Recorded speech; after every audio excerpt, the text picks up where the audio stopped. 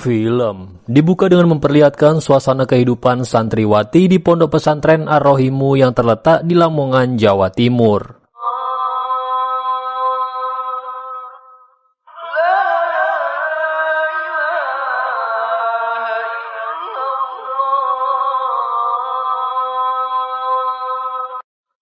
Dan terlihat di sana seorang santriwati baru yang bernama Herlina.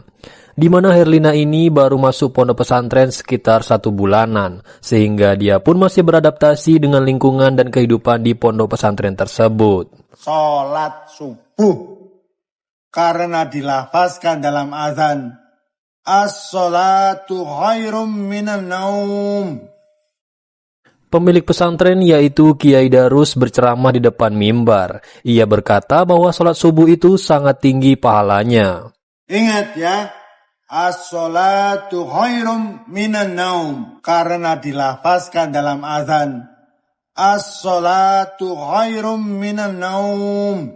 Assalamualaikum warahmatullahi wabarakatuh. Dan setelah sholat subuh, guru mereka yang bernama Umi Yayu pun mengumumkan akan ada agenda tadarus bersama di masjid tersebut. 10 menit lagi untuk kelas 2A, tadarus subuh dimulai, ya? Saat itu, Herlina pun izin pergi dan berkata kepada teman sekamarnya yang bernama Ranum, jika ia ingin mengambil Al-Quran dulu di kamarnya karena ia lupa membawanya. Mau kemana, Her? Mau ngambil Al-Quran. Jangan lama-lama. Dan sesampainya di kamar, Herlina yang masih mengantuk pun tanpa sengaja ia malah ketiduran, sehingga ia ini tidak jadi ikut tadarus bersama santriwati yang lainnya.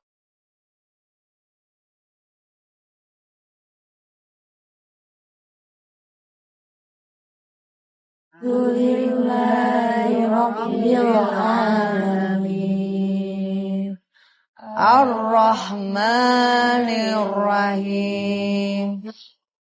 Di pagi harinya, Herlina yang baru bangun pun langsung bergegas meminta maaf kepada Umi Yayu. Ia pun langsung berkata jujur jika ia tadi malam itu ketiduran. Sekarang, semuanya bersihkan halaman. Semestinya harus saling ingat mengingatkan. Umi. Apa? Malesan apa lagi kamu? Maaf, Umi. Tadi Herlina ketiduran, Umi. Waktu Herlina ngambil Al-Quran. Maaf ya, Umi. Terus Herlina nggak dihukum, Umi? Kan dia yang salah, bukan kita. Semuanya. Di situ Umi pun sangat marah karena santriwati yang lain tidak ada yang mengingatkannya. Maka dari itu semua santriwati pun langsung mendapatkan hukuman termasuk si Herlina. Di situ mereka pun dihukum disuruh untuk kerja bakti membersihkan pondok pesantren. Ayo bangun kerja-kerja. Assalamualaikum Umi. Waalaikumsalam. Hah? Masa? Capek aku. Yang benar kerjanya. Ayo semangat. Jangan malas. Akibat kejadian itu membuat semua santri yang ada di sana pun menjadi tidak senang kepada Herlina, terutama salah satu santriwati yang bernama Robiatul atau biasa dipanggil dengan Obi. Herlina pun kerap dianggap sebagai beban karena selalu menyusahkan mereka.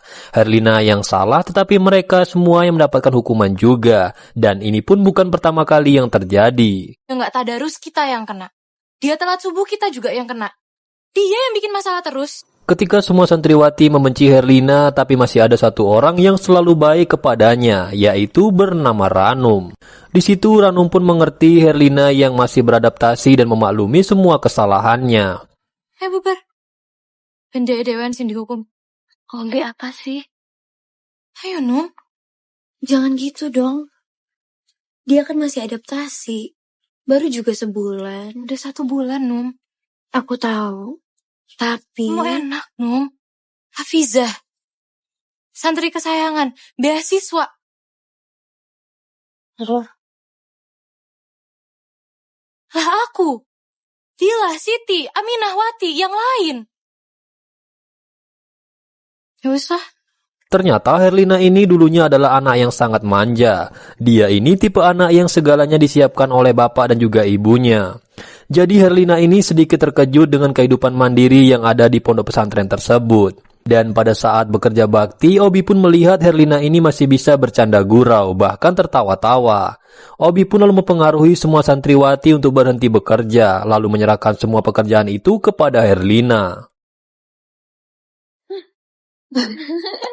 Iseng deh kamu. Kamu lagi dihukum begini bisa-bisanya kamu ketawa-tawa.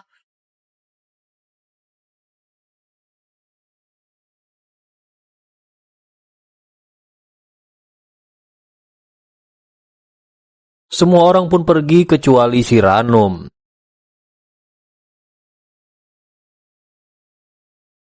Nggak apa-apa, kamu pergi aja. Nggak apa-apa, ini salah aku. Di rumah, apapun disiapin sama mama papa. Aku tuh soalnya nggak biasa kayak gini, Mom. Kita lanjutin aja yuk, biar cepet selesai. Makasih ya. Suatu hari, semua orang tua santriwati pun datang ke pondok untuk menjenguk anak mereka. Dan saat itu, Herlina pun juga dijenguk oleh ibunya. Ma, aku tuh gak betah di sini. Gak ada yang suka sama aku. Cuma satu orang yang suka sama aku. Cuma satu yang baik. Namanya Ranum. Di situ Herlina pun mengadu jika ia tidak betah berada di sini karena semua orang tidak suka kepadanya, kecuali satu orang yaitu si Ranum. Selain itu, spray di kamarnya juga bau. Namun si ibunya pun berusaha meyakinkan Herlina, di mana tujuan Herlina tinggal di sini supaya ia bisa lebih baik lagi dan juga lebih mandiri. Dan nanti malam ibunya pun akan membawakan spray yang baru untuknya. Mama ganti spraynya. Mama anterin yang baru. Bukan itu solusinya. Gini deh. Kamu coba dulu satu cawuk. Kalau kamu masih gak betah juga, Mama akan ngomong sama Papa. Mana senyumnya anak mama? Oh gitu. Sementara itu, si Obi pun dimarahi oleh orang tuanya karena ia mendapatkan laporan dari Umi Yayu jika si Obi ini berperilaku buruk di pondok pesantren tersebut, terutama kepada seorang santriwati yang bernama Herlina. Kowe pikir bapak gelem ngopeni awakmu? Hah? Di malam harinya terlihat bapak Herlina yaitu Pak Sabto yang sedang minum teh manis hangat. Lalu si ibu pun menghampirinya meminta izin pergi keluar rumah untuk mengantarkan spray yang baru untuk Herlina di pesantren tersebut.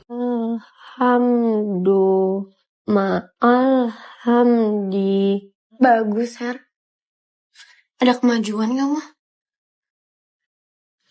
Di sisi lain, di dalam kamar terlihat si Herlina yang sedang berusaha keras belajar mengaji Iqra.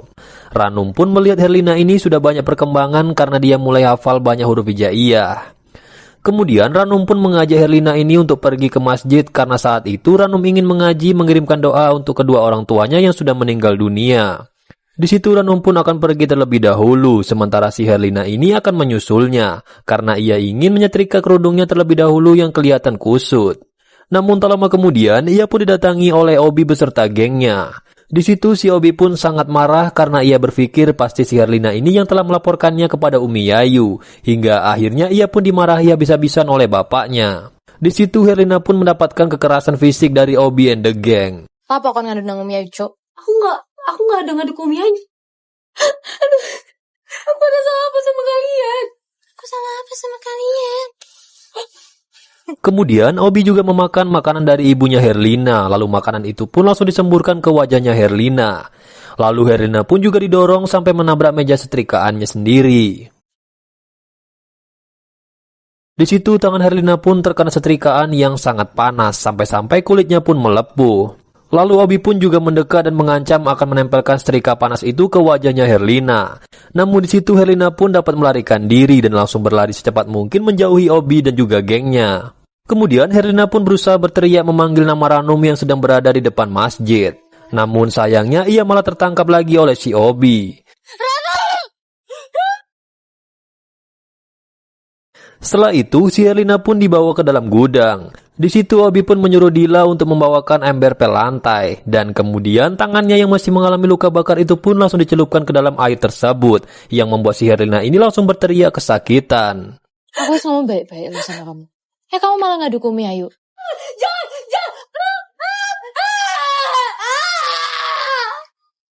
Diam.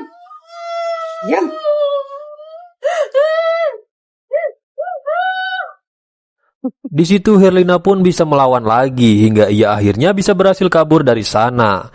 Namun di situ ia pun terus dikejar oleh Obi beserta gengnya. Ia pun akhirnya berlari kabur keluar dari pesantren tersebut hingga terjatuh di jalanan besar. Dan tanpa disangka ada mobil yang tengah melintas di hadapannya hingga akhirnya ia pun tertabrak.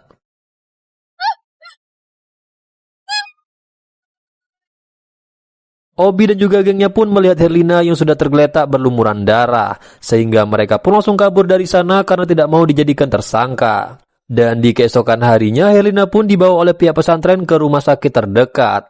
Lalu datang ibu dan juga bapak Herlina dengan raut wajah yang sangat panik. Mereka pun melihat Herlina ini yang sedang kritis. Di situ bapaknya pun melihat luka bakar yang ada di tangan Herlina. Dan seketika saja dia pun tahu kalau anaknya ini celaka pasti menjadi korban perundungan di dalam pesantren tersebut. Ini bukan luka kecelakaan, Del.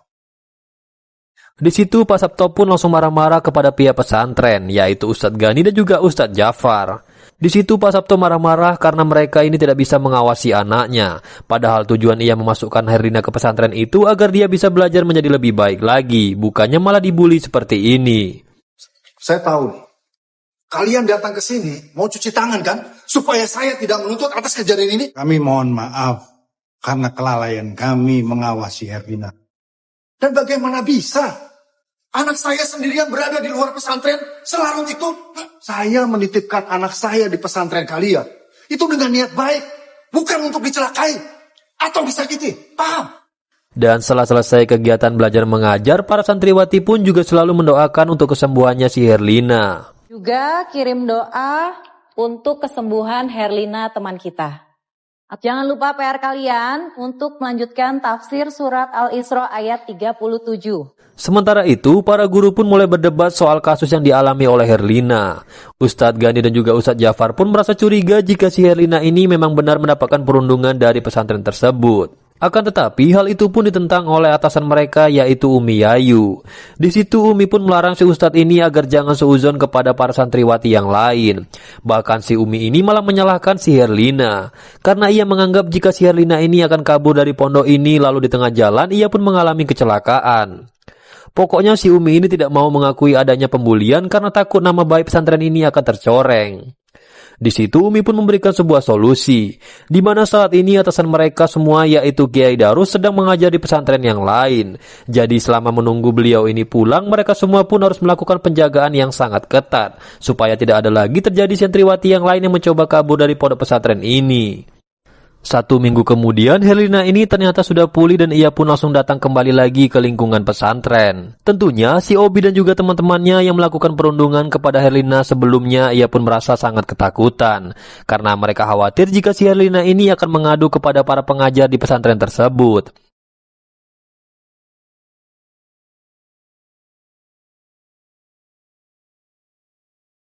Astagfirullahaladzim.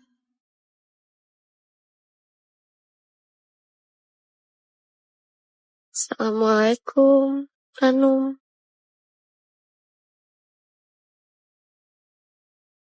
Waalaikumsalam. Kangen banget sama kamu.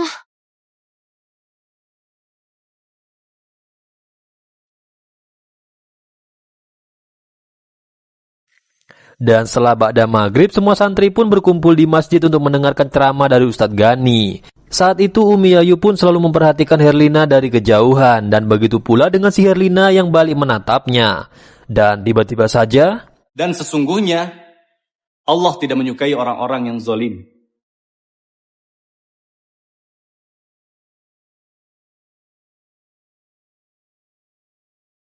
Assalamualaikum, Umi. ia pun dikejutkan dengan Umi Indri yang sudah ada di belakangnya. Assalamualaikum, Umi.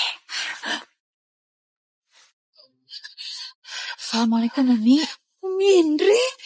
Di situ Ustadz Gani menyampaikan sebuah kutipan Al-Quran surat Asy-Syura ayat 40 yang memiliki arti, dan balasan suatu kejahatan adalah kejahatan yang serupa. Maka barang siapa yang memaafkan dan berbuat baik, maka pahalanya atas tanggungan Allah Subhanahu wa Ta'ala. Dan sesungguhnya dia tidak menyukai orang-orang yang zolim.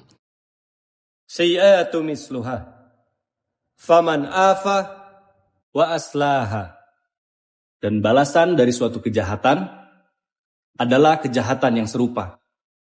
Fa'ajruhu innahu la yuhibbuz zalimin. Maka barang siapa memaafkan dan berbuat baik, pahalanya atas tanggungan Allah Subhanahu wa taala. Namun Herlina ini sepertinya salah paham dengan arti surat tersebut, karena ia berpikir kejahatan itu harus dibalas dengan kejahatan yang serupa. Padahal surat Asy-Syura ayat 40 itu menganjurkan kita untuk membalas kejahatan dengan kebaikan demi mencari ridhonya Allah Subhanahu wa taala supaya kita mendapatkan pahala yang sangat besar. Dan setelah ceramah selesai, para santriwati pun lanjut belajar agama. Di situ Ranum pun duduk di sampingnya Herlina, dan Ranum pun bertanya kenapa Herlina ini tidak mau bercerita tentang kejadian di malam itu, tentang siapa yang telah membuatnya kecelakaan. Namun di situ si Herlina pun menjawab, jika semua itu tidak perlu diceritakan, karena semua itu akan ada balasannya. Kamu gak mau cerita soal kejadian malam itu? Gak usah kamu pikirin, Ranum. Semua ada balasannya. Dan ketika malam semakin larut, sesuai perkataan dari Umi Yayu, saat ini pondok pesantren harus diperketat keamanannya. Maka dari itu para santriwati pun mulai mengatur jadwal untuk piket pos ronda. Dan di malam itu Obi dan juga Siti yang bertugas. Dengan bermodalkan senter sebagai alat penerangan, mereka pun mulai berkeliling pesantren. Di situ mereka pun akan berpencar supaya cepat selesai. Obi akan mengecek toilet, sementara Siti akan mengecek gudang. Satu persatu pintu WC pun mulai dibuka, karena siapa tahu ada santriwati yang tengah bersembunyi dan akan hendak kabur dari pesantren tersebut. Astagfirullahaladzim.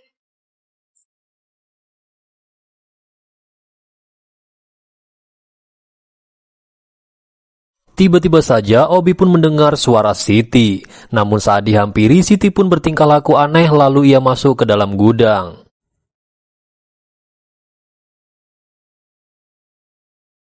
Ti.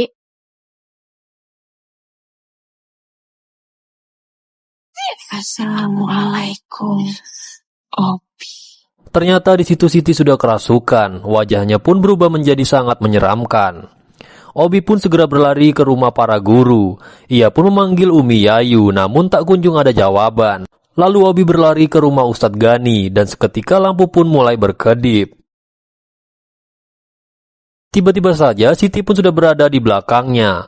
Di situ Obi pun melihat wajah Siti yang berubah menjadi wajah Herlina. Dengan sangat kuat Siti pun mencekik leher Obi hingga Obi ini tak sadarkan diri. Dan tak berselang lama Ustadz Gani pun langsung keluar dari rumah. Di situ ia terkejut melihat Siti yang langsung kerasukan. Hingga terjadi bayuan antara Ustadz Gani dengan setan yang merasuki Siti. Di situ Ustadz Gani pun langsung meminta Umi Indri untuk mengambilkan segelas air, dan ayat-ayat Al-Quran pun mulai dibacakan. Jawab, siapa kamu? La'amla'anna jahannama minka wa mimman tabi'aka.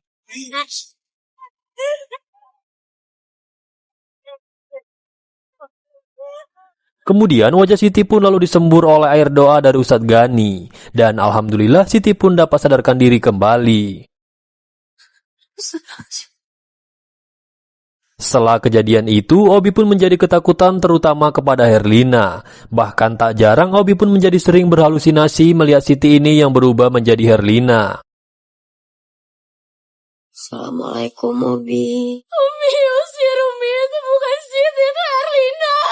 Bentar. Itu semua teman-teman kamu. Ranum, Siti, Dila, Stefan. Tapi sejak dia balik ke sini, perilaku Herlina pun juga berubah. Dia jadi lebih ramah, tersenyum, dan juga disiplin mengikuti rangkaian kegiatan di pondok pesantren tersebut.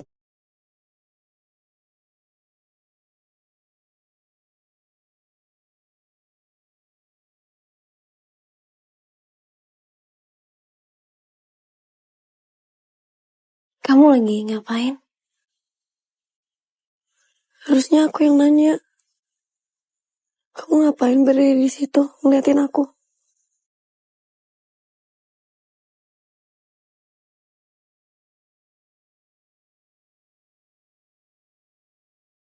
tapi sejak dia balik ke sini, dia jadi aneh loh.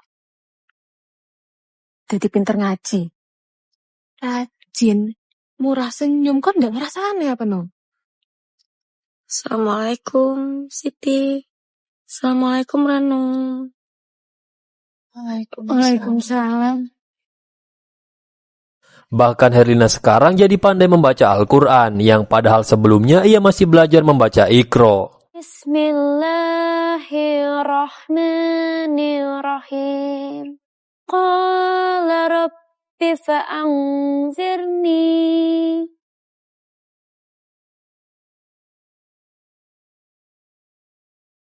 Qala fa'innaka minal mudharin.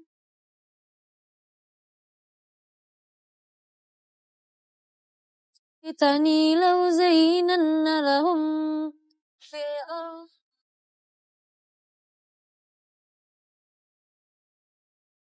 Ranum,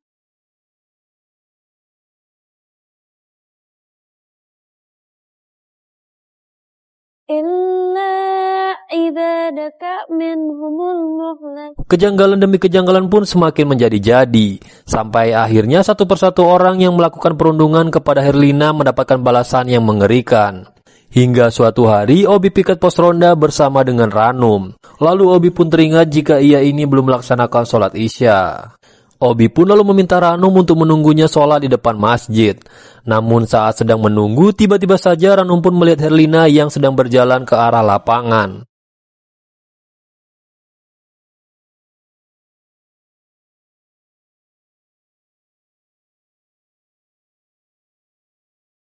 Ranum pun kemudian bergegas menghampirinya. Sementara di sisi lain ketika tengah sholat juga terjadi kejadian yang mengerikan kepada Obi.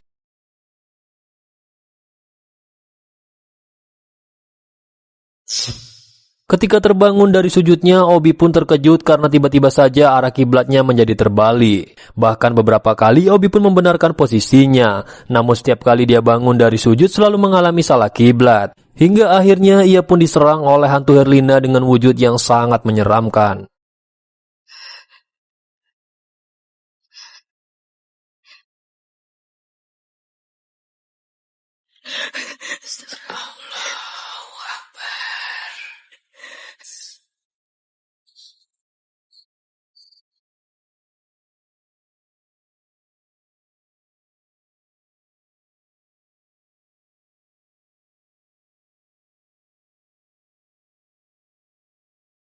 Sementara di sisi lain, Ranum pun tak kunjung menemukan Herlina di lapangan. Lalu ia pun kembali lagi ke masjid, dan di sana Ranum pun melihat Obi yang tengah bersujud ke arah belakang kiblat. Dan saat didorong, tubuh Obi pun langsung tergeletak, karena ternyata ia pun sudah meninggal dunia dalam keadaan wajah yang mengerikan.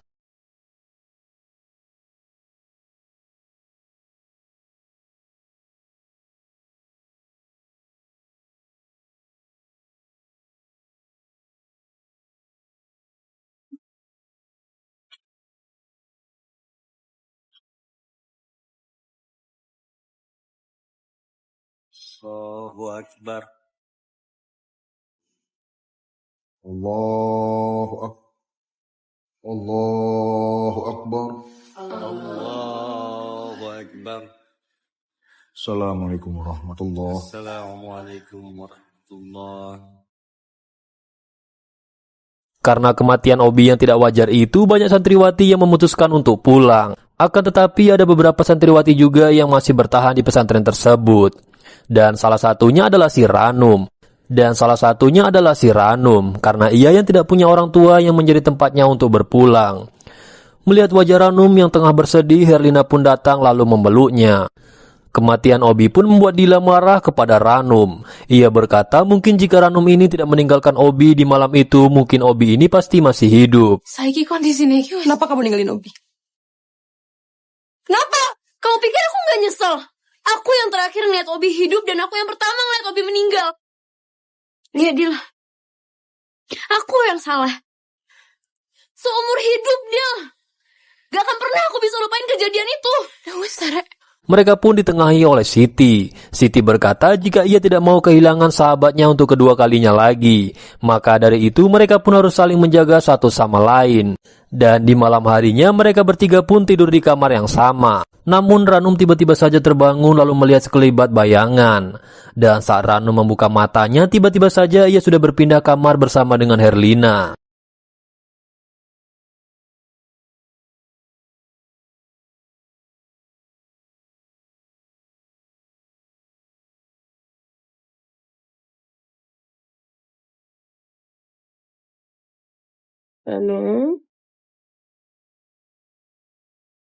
Ranum kemudian melihat Herlina keluar dari kamar, kemudian ia pun mencoba untuk mengikutinya. Sementara di sisi lain, Siti dan juga Dila mulai sadar jika Ranum tidak ada di kasurnya, sehingga mereka pun langsung bergegas mencari keberadaan Ranum. Agar cepat ketemu, mereka pun memutuskan untuk berpencar. Dila lalu mencari Ranum ke area toilet. Di situ Dila sempat melihat sosok Herlina. Assalamualaikum Dila. Assalamualaikum Dila.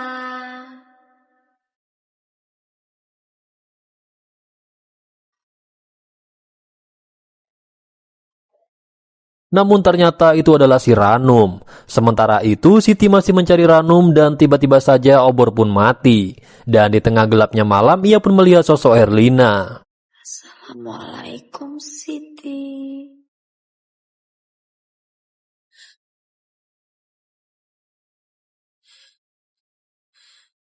Assalamualaikum Siti.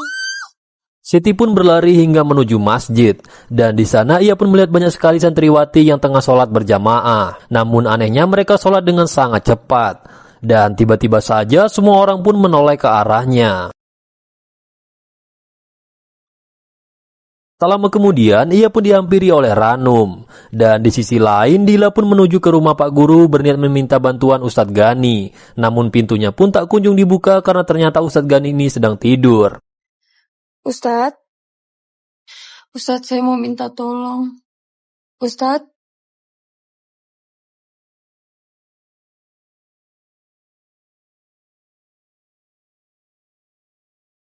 tiba-tiba saja Ustadz Gani pun menghilang dan disusul dengan lampu yang berkedip. Lalu pintu pun terkunci dan tidak bisa dibuka lagi. Ranum dan Siti lalu menyusul Dila ke rumah Ustadz Gani. Dan di situ mereka pun melihat rumahnya yang sangat gelap. Lalu terlihat Dila yang ditarik oleh sosok hantu Herlina. Kemudian terdengar suara dengan sangat keras jeritannya sampai membangunkan Umi Yayu dan juga Umi Indri. Lalu terlihat pula ada keramaian di sekitar masjid. Dan ternyata Dila tengah bersujud ke arah belakang kiblat. Dan saat Umi menyentuh tubuhnya, seketika saja Dila pun tergeletak. Dan dia pun ternyata sudah meninggal dunia. Persis seperti Obi dengan wajah yang mengerikan.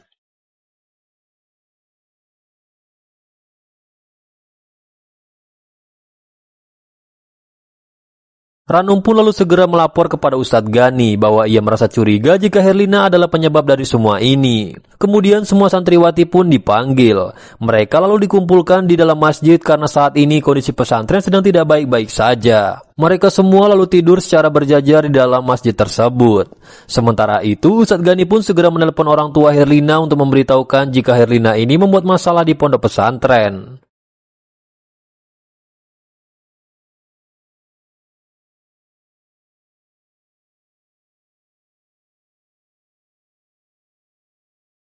Ketika semua santriwati tengah tertidur, Siti pun tiba-tiba saja terbangun. Lalu ia meminta Ranum untuk menemaninya ke WC untuk buang air kecil. aku tunggu sini. Iya.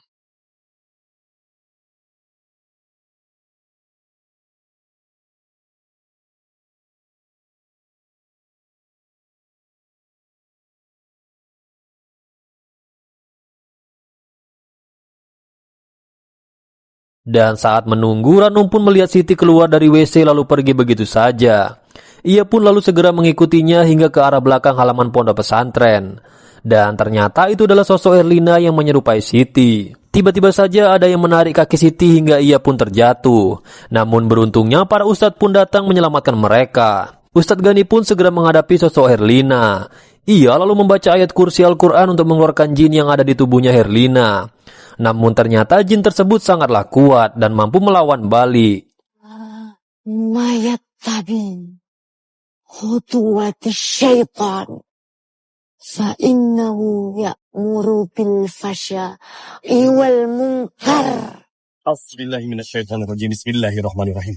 Allahu la ilaha illa huwal hayyul qayyum la ta'khuzuhu sinatun wa la nawm min ilmihi illa bima syaa wasi'a kursiyuhu samawati wal ardh. Allahu Akbar.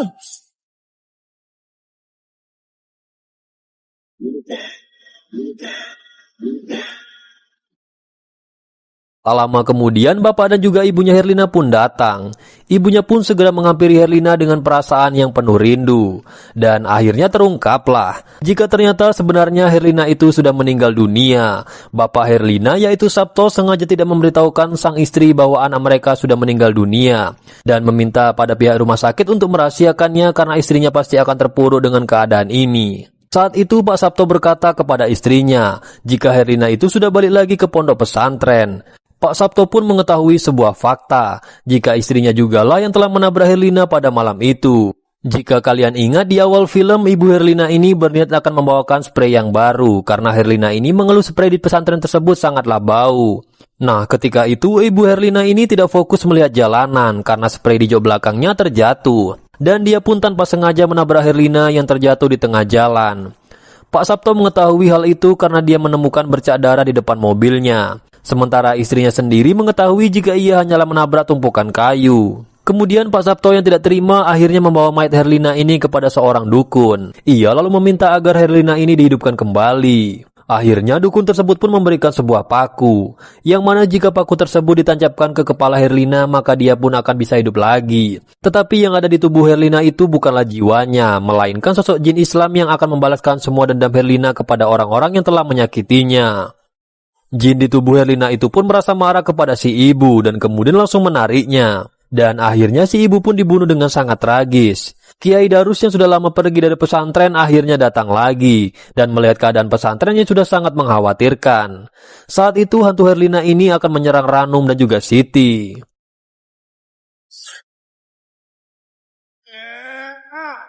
Beruntungnya hal itu dapat ditahan oleh Kiai Darus.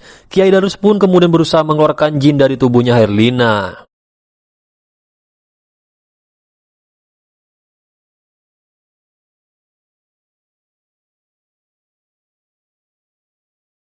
Dan di saat itu pula ayah Herlina pun mencabut kembali paku keramat itu, yang menyebabkan jin Islam di dalam tubuh Herlina itu seketika saja menghilang. Setelah semua kejadian itu, para santriwati pun kembali lagi masuk ke dalam pondok pesantren. Sementara jasad Herlina pun juga sudah dimakamkan dengan layak.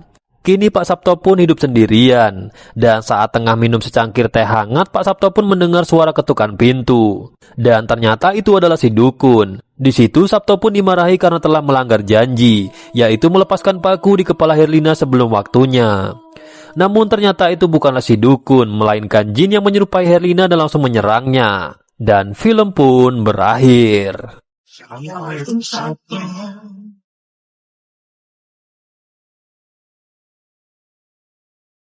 Nah, itulah tadi alur cerita dari film Munkar tahun 2024. Oke, mungkin segitu aja untuk video kali ini. Terima kasih buat kalian yang udah klik dan menonton video ini sampai selesai. Jika kalian suka dengan video ini, silahkan klik tombol like, komen, dan juga subscribe. And see you on the next video.